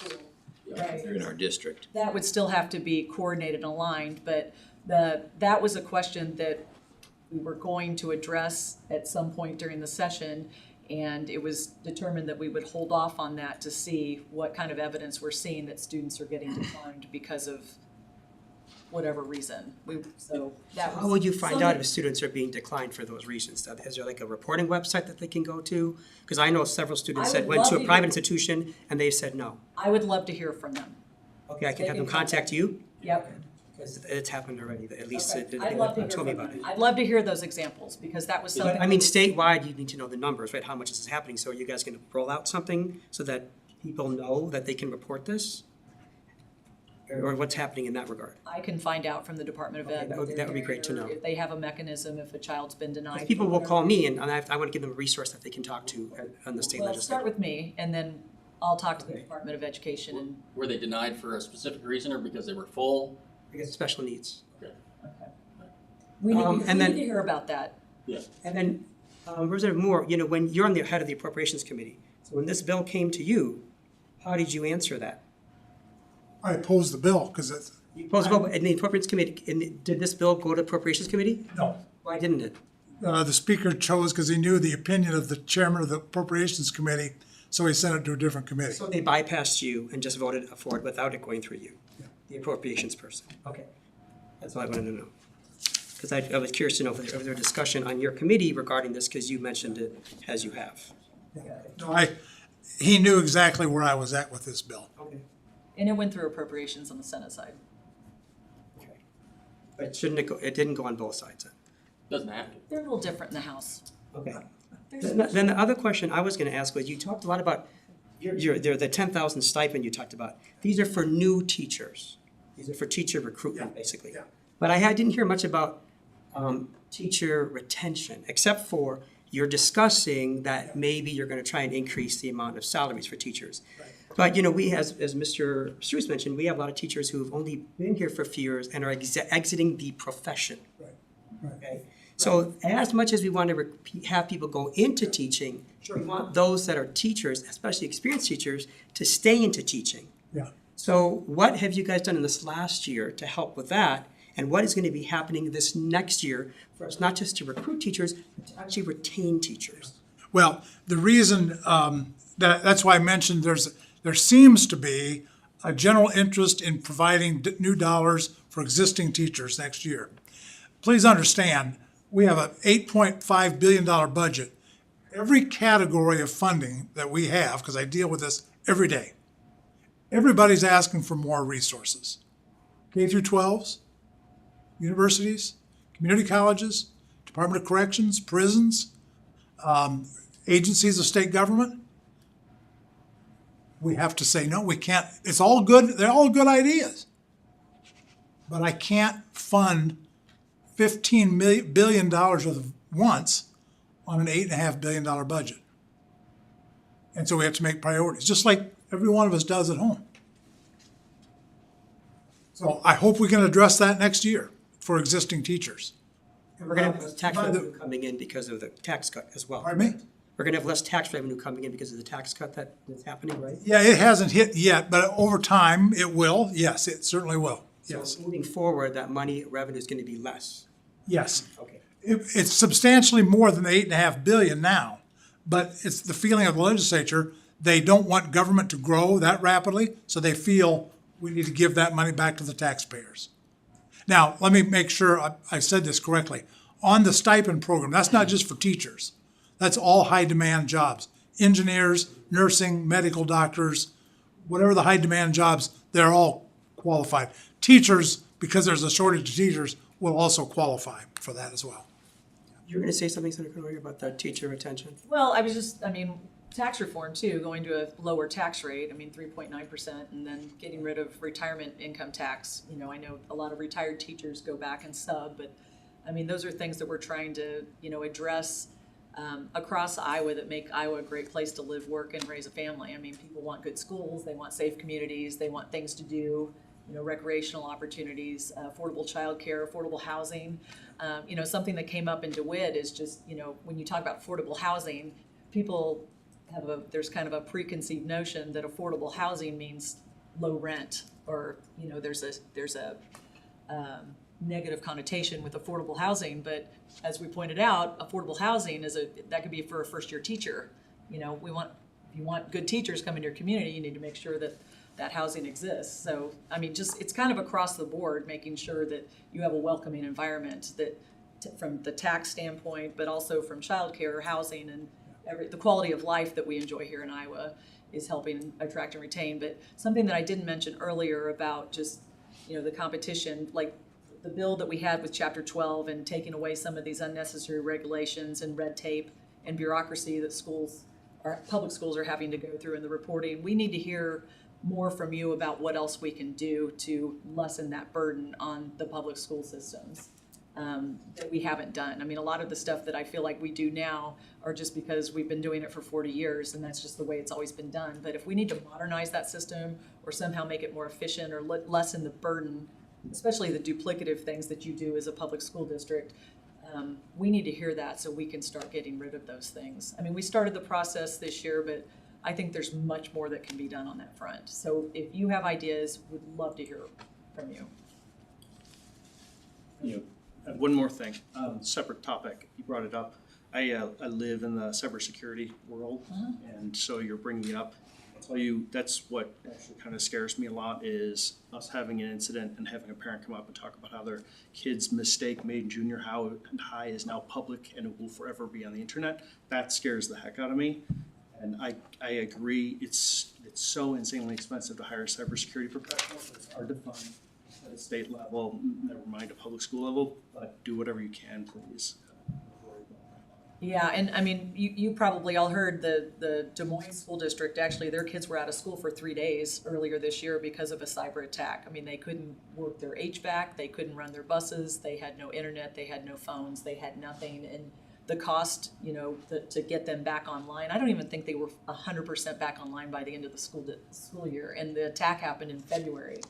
And I mean, the cost of recovering after an attack like that is just, it far exceeded the insurance that they had. And another thing that we're hearing, especially from small businesses, and I assume it would affect you as well, as the cost of that insurance and the requirements that you have to meet in order to be able to apply for the insurance. I mean, that's another issue. So we're looking at that, and then just making sure that we have like statewide resources. The OCIO's office is a perfect place to start, but a lot of resources at Iowa State at their Cybersecurity Center of Excellence. There's a lot of state resources that you can lean on. And one of the guys that actually, we were at a conference last week, was a former AEA employee, so he's got some good insights on what the needs of school districts and what resources are out there. And there is federal money to help. I mean, I know there's a lot, you probably do a lot with your teachers with the, don't click on phishing emails and two-step authentication, but there's just so much more that can be done. And just know that there's state resources for you to lean on if you need those. And I think they'll do an audit for you. Yeah. So they will actually come down here and help you go through an audit. So, I mean, that's first level. You probably have already done one, but I believe that they do it for nothing. Yeah, but So, if you can not spend money on it and that's free, then maybe you can use some of that money for the implementation. But I will assure you, me and Senator Knoyer, we talk about this all the time, trying to figure out ways to fund it because it's ungodly. I mean, I think the city of Bettendorf, when I was there, the IT cybersecurity plan that we got thrown at us was like $8 or $10 million. And it's crazy, but you need to have it because you need to have the technology because the technology helps you not have 15 other employees that you need, Sort of the unseen safety factor, right? I mean, everybody thinks about physical safety, we talk about safety, but Yeah. your psychological and mental safety from your records becoming public is pretty big. Yeah, it's pretty, and then, there's examples where attackers will get in and they'll know what class your kid is in at what time. I mean, I don't want to go down that rabbit hole, but it's pretty scary. So we're paying attention to it. Bruce, you had asked earlier about the teacher apprenticeship program.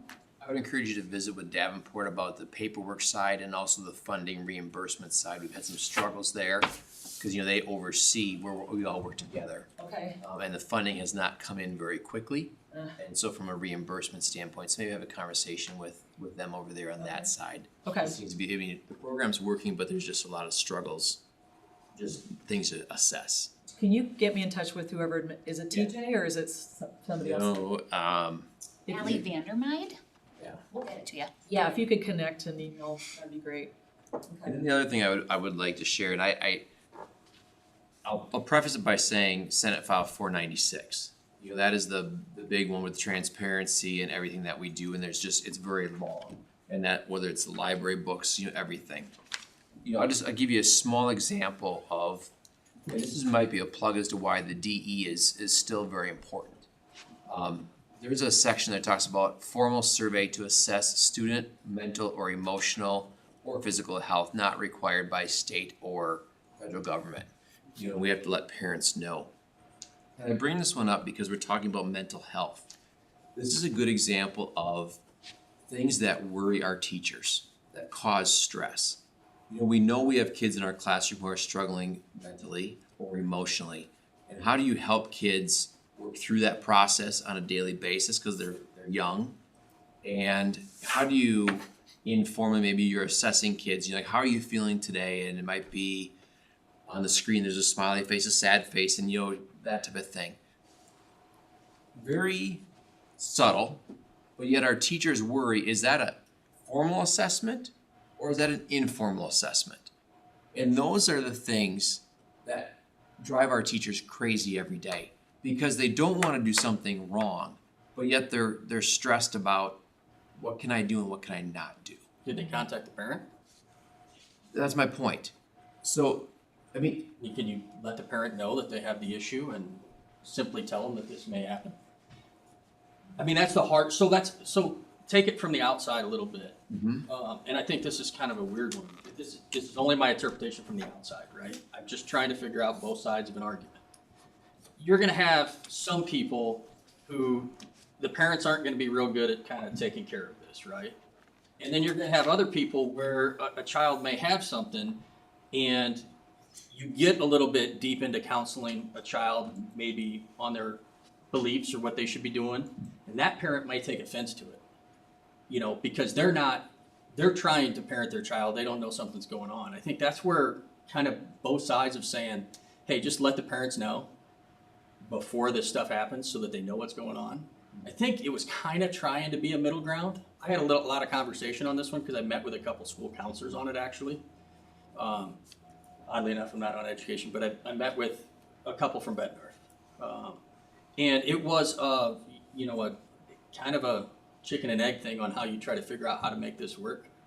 And I get what you're saying, that if you didn't tell the parent, you did it one day, that's probably outside the realm of, you know, just let the parent know you're working with them and trying to get some, you know, ground rules back for you guys to tell you, hey, if we tell that parent, here's what we're gonna do, then does that work for the entire deal? Do we have to contact them each time? I think that's some of the ground rules that they have since called me on and said, what are these? and so what I'm coming back to is, let's say that's the explanation, Scott, is who gives schools that guidance to know here was the intent of what's being said? Because it's words on paper. We've never been part of any conversations. So is it the DE that can come out and give guidance? Who gives guidance to us to make sure we're doing the right thing? Otherwise, we are all interpreting something on our own, and that's the worst that can happen. The Because, department head should be giving you that guidance, yes, and you're not getting it. for whatever reason. Okay. For whatever reason. I'm just saying we need, that's the guidance we need. We've always looked to the DE. I don't know where it's going, what it's gonna look like, but how can the DE provide that guidance? On many things would be great. We can't lose that department. We're not getting rid of the DE. I know that, I'm just, You know what, there's a bill every year that wants to eliminate the DE, and it never sees the light of day. So just know that that bill's probably gonna happen every year. and maybe with Mackenzie Snow coming on, she's new now and she'll be able to work through some of this and help provide guidance, but these things come up, we need help. Yeah, and I'll say, I mean, that's a perfect example of a bill that is gonna come up every year. There's a lot of bills that come up every year and don't even see us. Like, We introduced 781 bills in the House. They do a lot. 127 of them passed the House and the Senate were sent to the governor. So out of 781, only 127 made it downstairs. So Chris is right. There's a lot of craziness that gets introduced. Doesn't go anywhere. Yeah, so I mean, there's, like, I even have, like, I'll buy you a beer if that bill even sees a subcommittee. I say that all the time, and I haven't bought too many beers, but I mean, there are some bills, and I'm sure legislators are doing it on behalf of the constituent and letting it work through the process, and I think the process works. She only said it on one. Like the first year I was there, I got assigned a bill to eliminate the Department of Education. And I said, well, that's not gonna happen, and I put it in my drawer, and that was it. But it made a headline, you know, and everybody freaks out, but anyway. Does anyone else on the board have any questions? I have a question regarding the future and the point that you brought forward about preschool, the advocacy for preschool. What is the purpose of advocating for all-day preschool, and what might that look like? I have heard, I represent Macokota now, go up into Jackson County now, and I've heard from school districts, I think that are probably more challenging demographics, that all-day preschool could be beneficial to some children, especially children, you know, whose parents might work and would have difficulty picking them up in a half-day program. And there's just some kids that just need that extra help to get ready for kindergarten. So I think it's about a $90 million price It's tag. like everything else. It's a great idea. And they bring it to me, I'm just saying as appropriation chairman, okay, there's $90 million new money. What aren't we gonna fund? Or where are we gonna cut to come up with $90 million? It's a money issue. A lot of good ideas out there. All of them ought to be funded, but we don't have unlimited resources. As Debbie Brent said, it's also a space issue. Yeah, that's right. So it might not be for every district, but like Macokota, for example, came to me and they would love to have all-day preschool as an option. As a staunch advocate for early childhood education, because we all know in this room what that does for children later in life, I just think it is really important that the advocacy for that conceptually makes a lot of sense, but the rationale for the all-day component of that, I hope we consider children, 4-year-old children's developmental appropriateness and their needs before we get the cart ahead of the horse with grandiose funding ideas. Okay, well, I think that, anyone else have any questions? I just want to leave with you guys with just two things. I mean, being president of a Pleasant Valley School Board, being a public school system here, I think that you guys, just want to leave with you two words, or two issues here, or not issues, but just two comments. You know, I think this last year, and this is what the perception is, I'm just telling you what my constituents tell me, because I'm an elected member as well. Now, when they found out this education savings bill passed, and as you mentioned, it's kind of a zero-sum game, they feel that as we move forward in time, as this educational savings account, depending on how much it grows, it's gonna be a zero-sum game, it's gonna have to come from somewhere. Now, you're assuring me that the money is not gonna be taken away from public education, so it's gonna be coming from somewhere else, maybe healthcare, maybe police force, I mean, who knows? But I guess the thought and the perception is that over time, public education is gonna get funded less because there is gonna be more money being allocated to the education savings account. That's what the perception is, okay? I can't speak to it because I didn't make any of those decisions. You guys know the ins and outs of that. But remember that as constituents and representing us in your district, remember that that's what the concern is amongst people who send their kids to public schools. That they're worried that their public schools are not gonna get funded enough, and then those public schools are going to become harder to maintain the success that we have been thus far. So I want you guys to keep that in the forefront of your minds of how you're gonna reconcile that when people ask you questions or when you guys make your decisions when it comes to public education. That how are you gonna make it not a zero-sum game for the public schools? That's the first thing. The second thing is, as we talked about last year, and I mentioned this again, and Mr. Streets mentioned this, that for the first time ever, we have 3 openings in our district. Yes, we have it covered, but we've never had that before. Because teachers are being scrutinized, they're under the microscope, they're having lack of trust, and a lot of them are feeling it from the state legislature. They're feeling it from people making decisions at the state level. I'm around the district all the time. That's one of the biggest concerns I've heard. And I've been on the board for 10 years. The rhetoric that I hear from them is so much different now than it was 10 years ago. So I hope when you guys go into the next legislative session, you will keep that in the forefront of your minds. And when you make decisions, remember to make it in the best interest of what's going to recruit and retain our teachers and maybe take some of the spotlight off of them and make it less scrutinized for them. Because most teachers in general are good people who try and do what's best for children with the resources that they have. in general. Yes, there's gonna be bad apples everywhere, I understand that, but we should legislate for what's gonna be in the best interest of our community. And what's gonna make the best interest of our community is gonna have the best students and the best success, and how are we gonna get that? With the best teachers. So we have to support them and show that they're being supported at a state level. Those are the two things. So when you go into 2024, I hope to God that you guys remember that, because that's really important to help the success of the state. I would leave with just saying, first of all, thank you for what the three of you do. I know we've had a lot of conversations over the years what that looks like. Second of all, I appreciate your openness and always willingness to call, to ask the questions, and to listen. I think you three do that very well. And I'll go back to Scott, what you said. One of the things that we continue, I've told Dr. Wagley, we will continue to offer the best education here in the Pleasant Valley, and that is our goal, so that people want to come here, teachers want to come here, and we'll continue to do that. We just all need to work together as one big team wherever we possibly can. But you've all had the kids who graduated from here, and you know what we offer here in Pleasant Valley. We'll continue to do that. So, Thank you. Thanks for the time. Thanks for having us tonight. thank you. Thank you. So does anybody have any discussion on the legislative priorities, and do we want to make any adjustments, or do we think that 4 is enough, and are we happy with the 4 that we proposed? People want 3, 2, 5? I don't think, I mean, I think that, sorry, go ahead. I was just gonna say, I don't think we want more than 4. I agree. 4, good. I think this hits all of the issues that we've kind of been seeing, and I think that we would be doing our service, our community, a disservice if we don't highlight all 4 of these.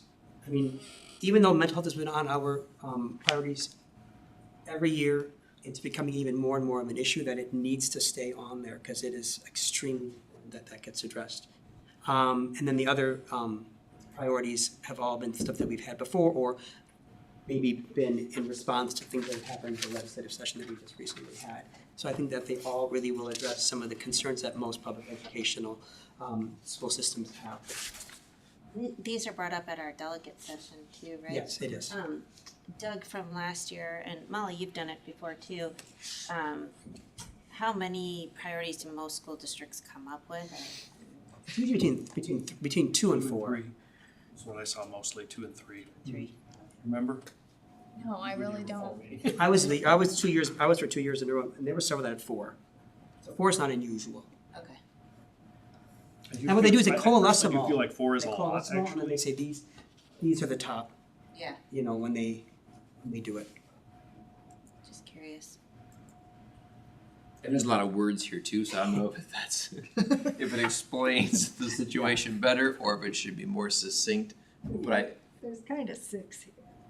well, The bullet points. Well, funding has several I different want to make tiers. sure I got my point across. I think that this looks really good. Unless somebody wants to modify it.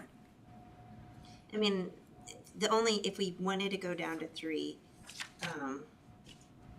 education opportunities and school funding could collapse, but then it's also hard because school funding is so broad that it becomes X amount of priorities within that umbrella, so it's hard to tease that out. And the second one kind of gets at public school charter, you know, the Educational Savings Act, that type of thing. So if people are happy with that, then I'll take a motion. Do we need, Oh, yeah, also we Appointment need, too. well, oh, yeah. We also need the person who wants to act as our delegate assembly. Now, Doug said that he'd be more than happy to do it again.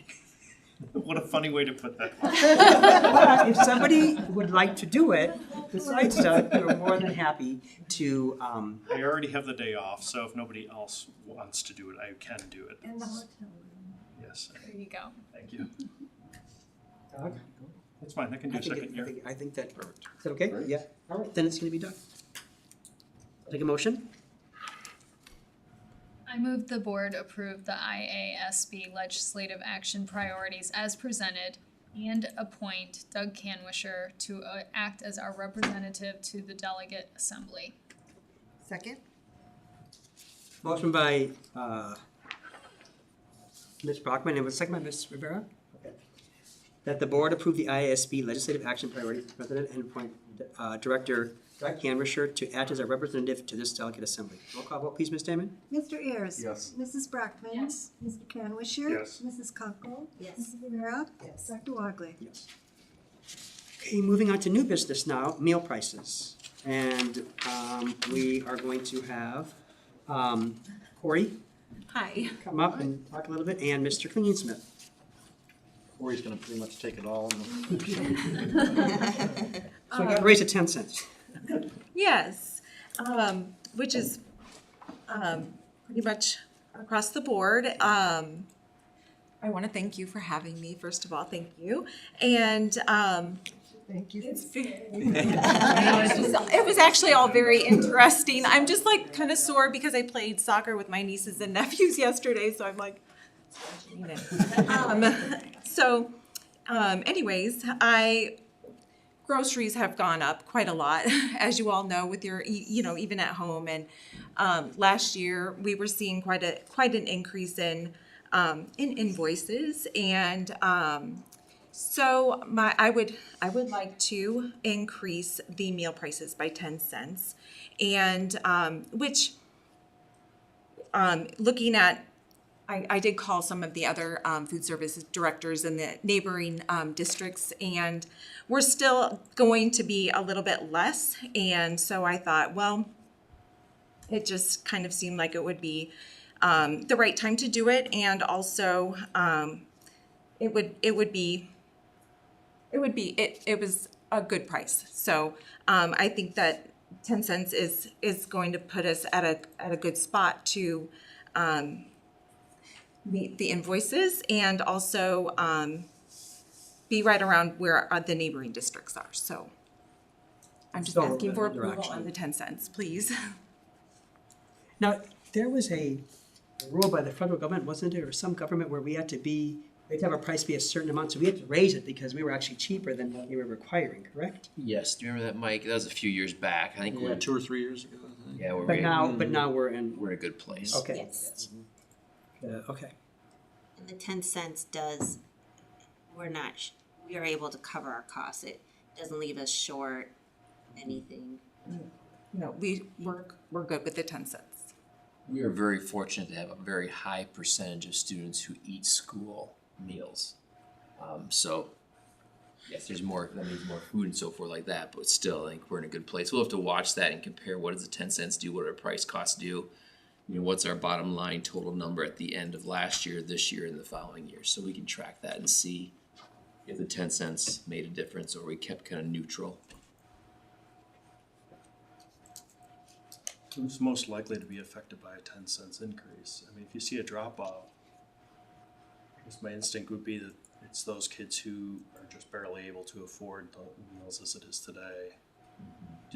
Are there cases where they don't end up on the free plan as well, and so they're caught in this no man's land? I'm not sure about a no man's land, but we do have, what I am finding this year is that we have quite a lot more people applying for free and reduced meals than we saw last year. So I'm seeing a very much increase of free and reduced applications and approvals. So going into this school year, we do have a lot more families that will be on our free and reduced list. I don't think 50 cents per student per week will affect many families that would be struggling, and we do offer that throughout the year. You can apply at any moment for free or reduced meals, and that is communicated all the time. So if I see that someone is struggling, I will reach out to those families. Are they able, if their account is at zero and they go to purchase lunch, are they able to get lunch still? Yes, and everyone is fed no matter what. Even if they're negative $100, everyone is fed no matter what. I can't remember if it was our next August board meeting or the September board meeting. We're gonna start bringing some board policies forward also. Yes. That have to do just with what you're talking about, so we can update our board policy with changes. So that'll be coming forward in the next couple of meetings. You talk a little bit about the YMCA breakfast cost of $185 as opposed to $180. Yes, let's see. Very bottom row. I'm looking at the elementary. So we do have a little bit higher charge on the YMCA breakfast because they have, it covers the cost of some extra, preparation for the YMCA breakfast we get that a lot ready earlier for the staff, for the YMCA, group in the mornings.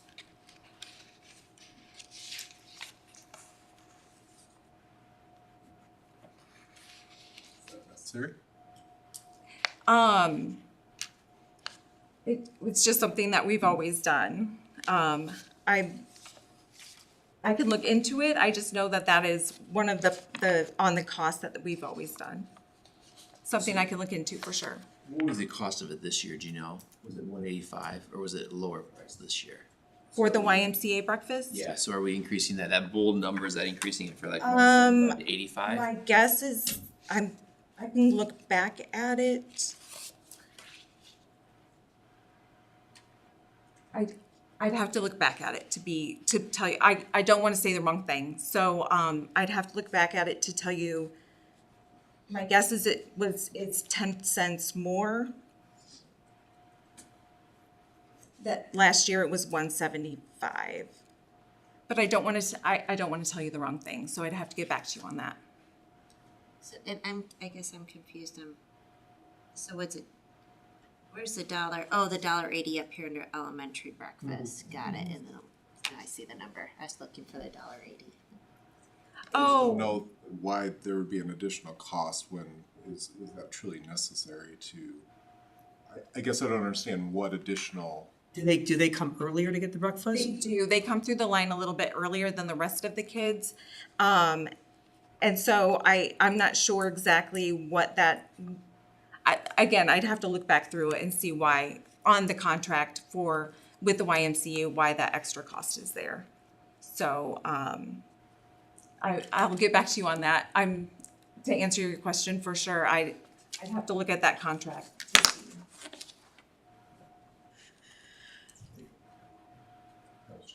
But I'm happy to answer the question for you. I just have to look at the contract. No problem. Anybody wanna make a motion? Can we make the motion and, revisit that? And then we can always amend it depending upon what you find. Of course. I move the board approve a 10-cent increase in meal prices as presented. Second. Motion by Ms. Kunkel, second by Mr. Canwisher, that the board approve a 10-cent increase in meal prices as presented. Roll call vote, please, Ms. Raymond. Mr. Ayers? Yes. Ms. Brockman? Yes. Mr. Yes. Ms. Kunkel? Yes. Rivera? Yes. Dr. Walker? Yes.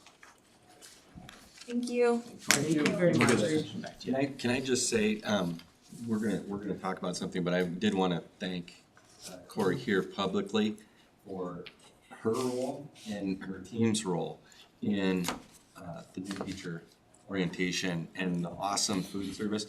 If you haven't had a scone or a chicken salad today, I strongly encourage you to try it out. They are the bomb. There was actually a comment in the feedback survey that talked specifically about the chicken salad. I just read it, I was cracking up, I'm Yeah. like, that is awesome. The lunches did look pretty good. I didn't have any, but they looked nice. The nice box ones. I will let them know. That's all them. Thank you very much. Awesome. Thank you, Corey. Okay, next up is update from new teacher training, Mr. Hyatt. Start with this real And Ms. quick. Kenny, but Mr. Struce Yep. first. And I'll start with the thank you because the three of these individuals here and the work that they did, we are very rare to have a 4-day new teacher in-service training. And the amount of time that these three, along with Kevin Pennekamp and Stacy Ruff and a little bit of Stephanie Sire earlier last year, it is planned out from the beginning to the end of everything.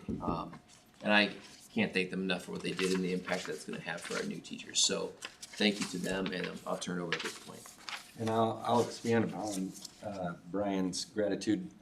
Truly an example of it takes a village to grow a village. And I just wanted to publicly thank Corey, as I said, but also the collaborative effort of our instructional coaches, our deans, principals, mentors.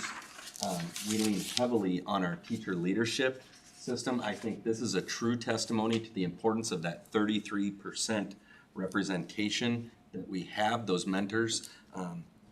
PVEA and Lynette Clays do a great job of explaining the culture. Mike Zimmer came in this year. We're constantly listening to feedback from our new teachers. In fact, our way of expressing that was, this is the legacy you can start to leave as a brand new teacher, is giving us feedback on this. Did we meet your needs? What can we do better next time?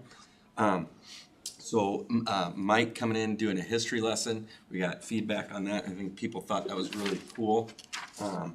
Mark Murphy, class of '83 graduate, to kick things off. The very first thing we do in those 4 days was an online video, just kind of pump you up. And he shows up in his class of '83 jacket, which it's impressive that he still fits in it. I know I wouldn't be able to. That's awesome.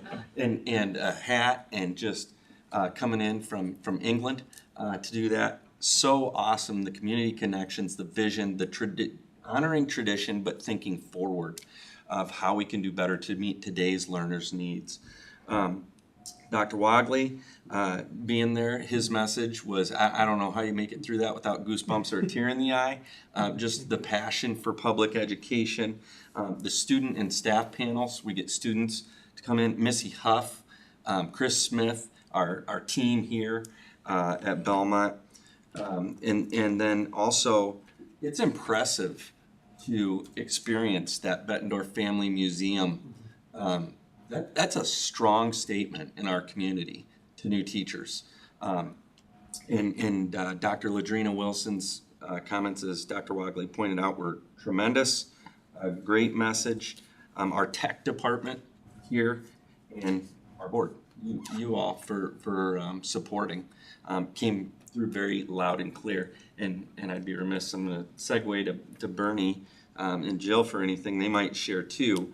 You can see, I'm not gonna beat down the agenda. You can see the nuts and bolts of what we went through, but in a nutshell, numbers, 43 new teachers. As we grow, that number that's our reality now. And I do think we do a better than average job of retaining, but I am so very proud of our leaders who are part of hiring. It is one of the most important, if not the most important thing we do, is hire well in order to support our students with the very best. Out of those 43 teachers, we had 1 at Bridgeview, 3 at Cody, 7 at Forest Grove, 4 at Hopewell, 2 at Pleasant View, and 3 at Riverdale Heights. So when you think of the size of those buildings and just other moving parts within that, that's a pretty equitable distribution of those things, of those buildings at that level. And I'll be quiet and kick to Bernie. We had 8 new teachers at the high school, and then 10 new teachers, 8 at the junior high, 10 at the high school, and then 3 additional staff members who are shared between the junior high and high school. So quite a few welcomed at that level. One thing we're going to be doing here in about a week is looking over the survey data pretty in depth. That they provided some feedback to us, and figuring out how we might differentiate things a little bit for the experienced teachers coming to the district versus the brand new to the profession, and just how we can continue to work their needs as new teachers to the PE district. So we'll look forward to doing that. Otherwise, we covered it. One of the things that I always found, which was always interesting over the last couple of years, and this year was no different, was how many Pleasant Valley students have now gone to college and are coming back to teach back at Pleasant Valley. And this year, I think there were at least 4 that came back, or no, maybe 5. Alton Barber, Bailey Connors, is Amy Showers? Yep. Amy Showers, Emma Hart, and then Meredith Gorman. Meredith Gorman, so that's fine, and then Brian. Brian Damon. Brittany Wine? Red wine. Okay, so that's 6:30. Redmond, yeah, formerly Wine Shake. Yeah, so it's just really interesting and great. A lot of them graduate with my kids, so it's fun to see them now coming back as teachers, and they're all wonderful people, and so I'm so excited that they're going to be able to be on the teacher side of things and help to serve as good role models and mentors and educators for our students. And 2 people who left us and have come back. Oh yeah, who's that? Megan Wackendorf and Ann Dobreiner, now Oh. Ann Walden. Okay, great, wonderful. Well, thank you guys for all the hard work that you've done in making it so special for them, and hopefully these little initiations into Pleasant Valley might also allow them to be long-term teachers in education, which I think that what the goal is, obviously. Absolutely. Thank you. Does anybody have any questions regarding the new teacher training, what that entailed? Okay, then there's no required motion for that. So that wraps up this meeting. We have our next meeting on Monday, August 28th. By that time, school will be in full session.